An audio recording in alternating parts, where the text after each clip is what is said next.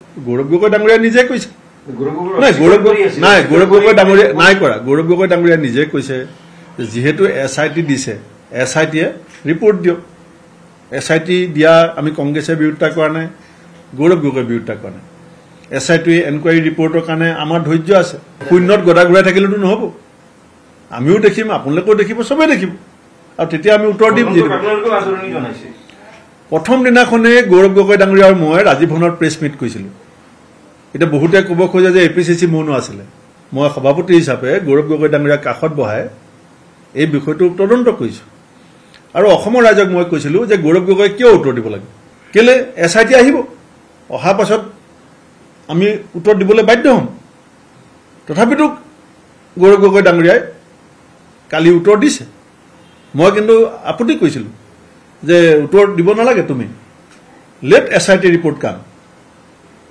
গতিকে এতিয়া তেওঁ সভাপতি হৈছে গতিকে তেওঁ উত্তৰ দিছে তেতিয়া মই সভাপতি আছিলোঁ মই মানা কৰি থৈছিলোঁ সেইকাৰণে কোনো অধৈৰ্য হ'ব নালাগে মূল বিষয়বিলাকৰ পৰা আমি ফালৰি কাটিব নালাগে এনেকুৱা এটা পৰিৱেশ বনাইছে যে গৌৰৱ গগৈক বাদ দিয়াৰ অসমত কোনো সমস্যা নাই এইটো ৰাজ্যখনৰ কাৰণে ভাল কথা হোৱা নাই সেইটো এটা কথা হ'ব পাৰে সেইটোৰ ওপৰত SITয়ে যি ক'ব আমি চবেই দেখিম চবেই শুনিম তাৰপিছত আমি কি কৰিব লাগে আমি দল হিচাপে কৰিম সেইটো আপুনি SITক দি দিলে আপুনি এতিয়া SIT মুখপাত্ৰ আপুনি কেলে হৈছে গৌৰৱ গগৈ ডাঙৰীয়া নিজে কৈছে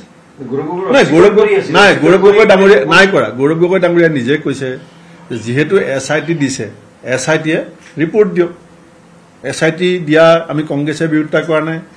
গৌৰৱ গগৈ বিৰোধিতা কৰা নাই SITয়ে এনকুৱাৰী ৰিপৰ্টৰ কাৰণে আমাৰ ধৈৰ্য আছে শূন্যত গদা ঘূৰাই থাকিলেতো নহ'ব আমিও দেখিম আপোনালোকেও দেখিব চবেই দেখিব আৰু তেতিয়া আমি উত্তৰ দিম প্ৰথম দিনাখনে গৌৰৱ গগৈ ডাঙৰীয়া আৰু মই ৰাজীৱ ভৱনত প্ৰেছ মিট কৰিছিলোঁ এটা বহুতে ক'ব খোজে যে APCC মৌন আছিলে মই সভাপতি হিচাপে গৌৰৱ গগৈ ডাঙৰীয়া কাষত বহাই এই বিষয়টো তদন্ত কৰিছোঁ আৰু অসমৰ ৰাইজক মই কৈছিলোঁ যে গৌৰৱ গগৈ কিয় উত্তৰ দিব লাগে কেলে SIT আহিব অহা পাছত আমি উত্তৰ দিবলৈ বাধ্য হ'ম তথাপিতো গৌৰৱ গগৈ ডাঙৰীয়াই কালি উত্তৰ দিছে মই কিন্তু আপত্তি কৰিছিলোঁ যে উত্তৰ দিব নালাগে তুমি লেট SIT ৰিপৰ্ট কাম গতিকে এতিয়া তেওঁ সভাপতি হৈছে গতিকে তেওঁ উত্তৰ দিছে তেতিয়া মই সভাপতি আছিলোঁ মই মানা কৰি থৈছিলোঁ সেইকাৰণে কোনো অধৈৰ্য হ'ব নালাগে মূল বিষয়বিলাকৰ পৰা আমি ফালৰি কাটিব নালাগে এনেকুৱা এটা পৰিৱেশ বনাইছে যে গৌৰৱ গগৈক বাদ দিয়াৰ অসমত কোনো সমস্যা নাই এইটো ৰাজ্যখনৰ কাৰণে ভাল কথা হোৱা নাই সেইটো এটা কথা হ'ব পাৰে সেইটোৰ ওপৰত SITয়ে যি ক'ব আমি চবেই দেখিম চবেই শুনিম তাৰপিছত আমি কি কৰিব লাগে আমি দল হিচাপে কৰিম সেইটো আপুনি SITক দি দিলে আপুনি এতিয়া SIT মুখপাত্ৰ আপুনি কেলে হৈছে আপুনি বিচৰা বাতৰি পাব কেৱল নিউজ 18 এপত নিউজ 18 এপ ডাউনলোড কৰিবলৈ স্ক্যান কৰক এই QR কোড